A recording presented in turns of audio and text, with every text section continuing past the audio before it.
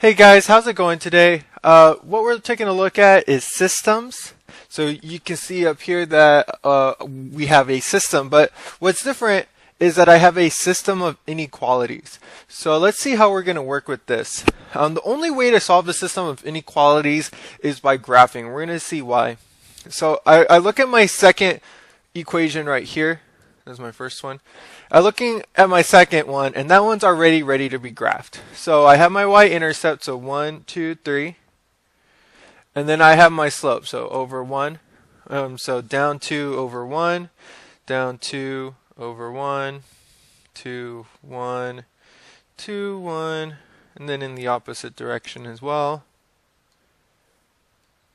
Now, a big thing to remember here is when we're working with inequalities, if it's not equal to, if it's not partially equal to, then it's a dashed line. So, make this one a dashed line as best as I can.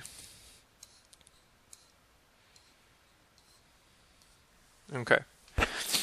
And remember that greater than means we're going to shade above our line.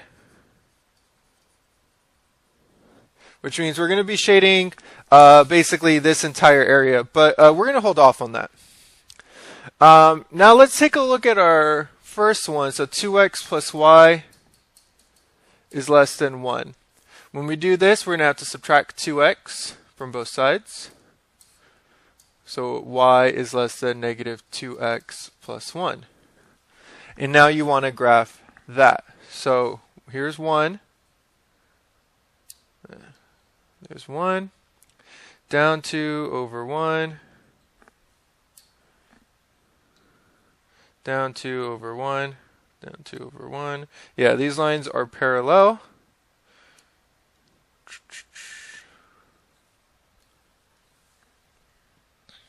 Okay, and dash line again.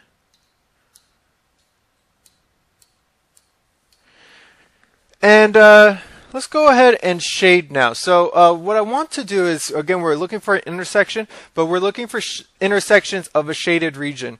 So right here, we have less than, so less than means we're going to shade below. And then over here we said shade above for greater than.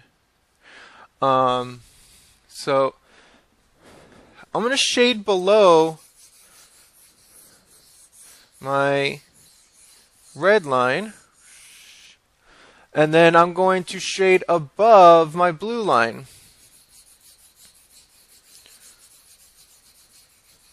Now what we're asking is, where did those two intersect? And wherever they intersect is going to be our answer. Well, in fact, those two areas, this blue area and this red area, don't intersect. So for something like this, you end up saying that there's going to be no solution.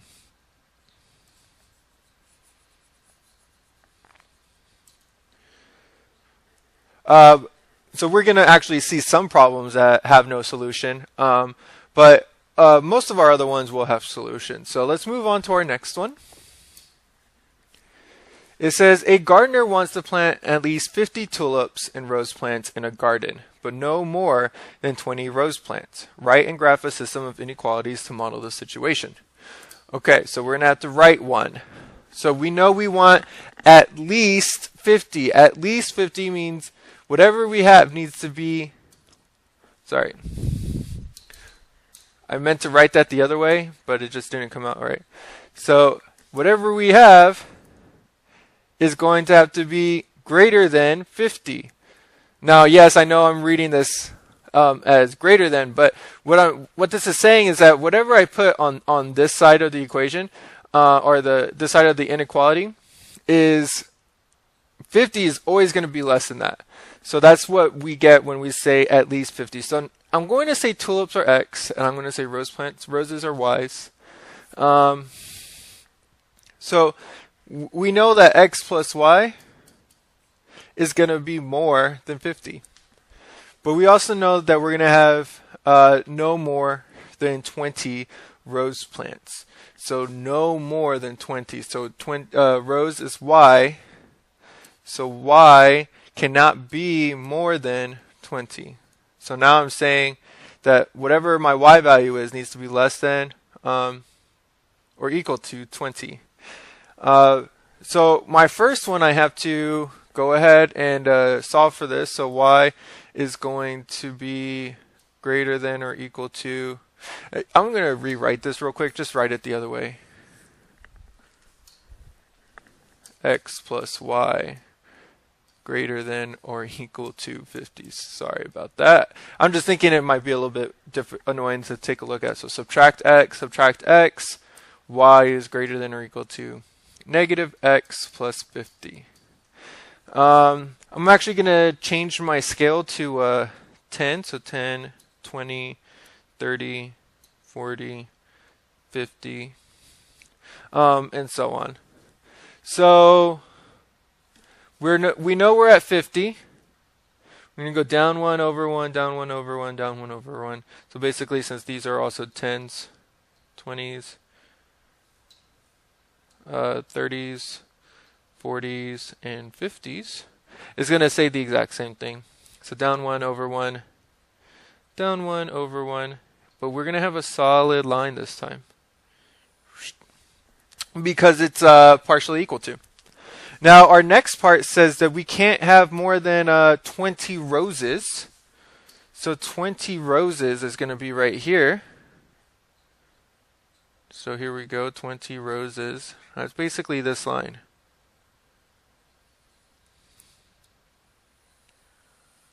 Okay. So looking at my solution area, I know I'm going to shade everything that is less than 20. Ooh, red, please. Okay, that's going to be everything here. And of course this way too. But over here, I'm going to shade everything that is greater than my blue line. So everything that is greater than my blue line, which is over here. Basically all of this.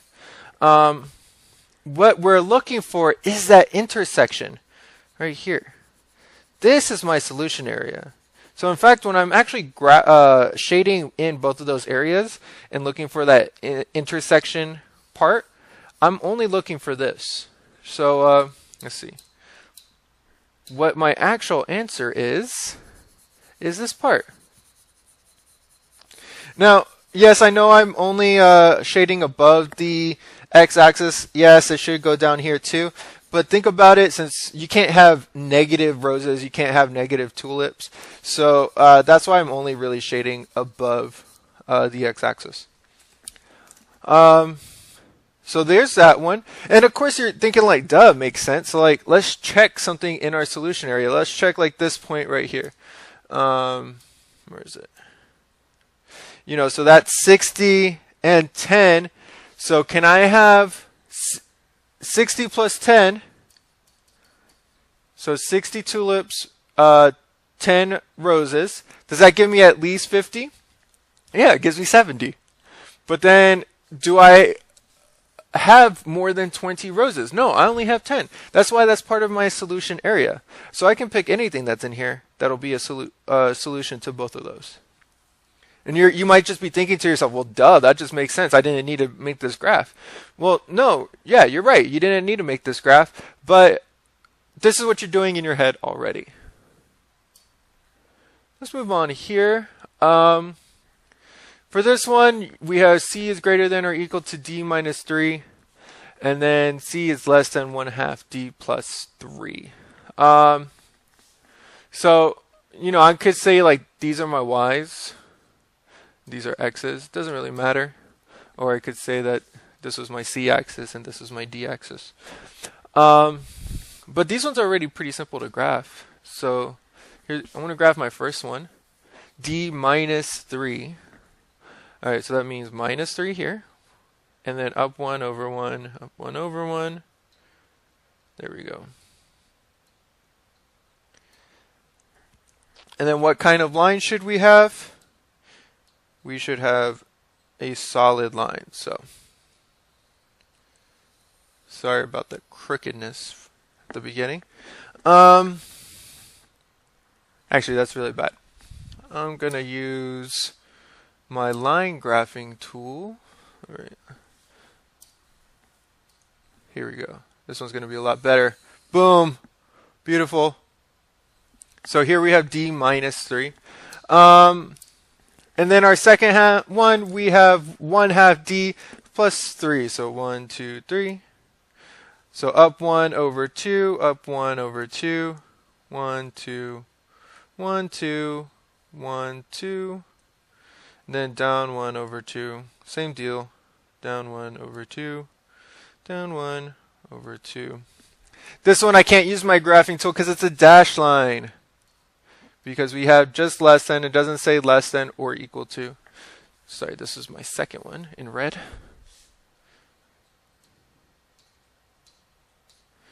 All right, there we go. Now we're saying that we're shading everything below my red line because it's less than, but above my blue line. So what is that solution area going to be? That is going to be everything that's below and then everything that's above. So below red, above blue.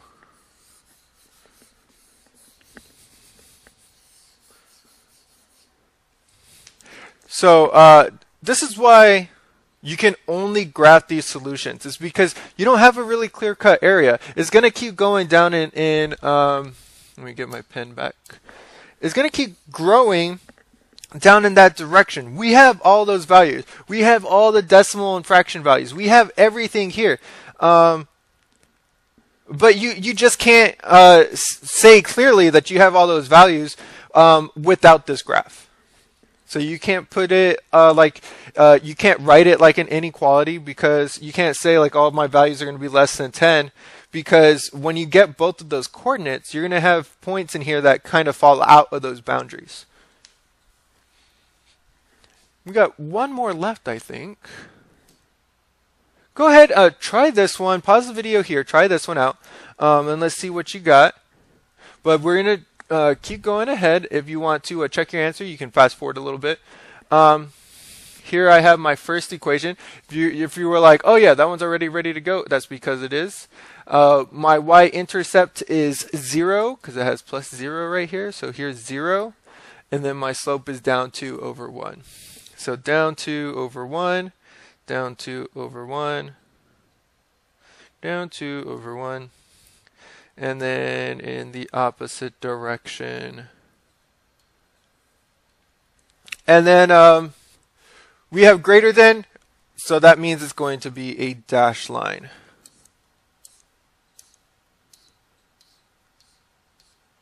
Okay. Now let's do our second one. And I always save the shading till the end, just because it doesn't ever like fit really well to just shade everywhere and then you have to like draw another line on top of it. So I always save the shading till the end. So this one is going to take more work. Let's solve for y. So let's subtract 2x. So we have negative y is greater than or equal to negative 2x plus 2. But then we have to divide by negative 1.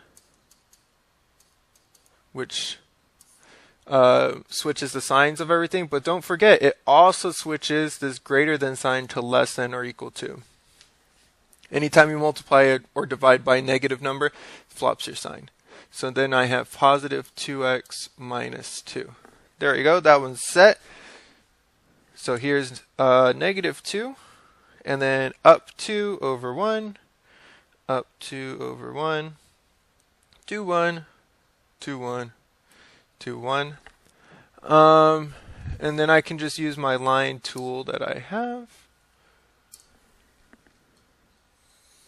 Yay. All right. And yes, that was a solid line because that one's less than or equal to. So let's look at our shaded area. I know I'm going to be below this green line because it says, below this red line because it says less than, and then above, so above my blue line. So let's see, that's going to be everything here.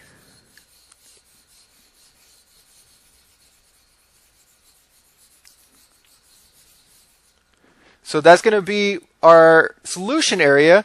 Notice how I didn't keep shading over here because then I would have gone below my blue line. And then I also didn't shade over here because yes, that's, or or I didn't shade over here because yes, this would be above my blue line, which is what we're trying to do, but then it would be below my red line, which is, I'm sorry, above my red line, which is not okay. So that's going to be our last problem. So if you have any questions, please make sure to let me know. My name is Mr. Hernandez, and I'm always here to help.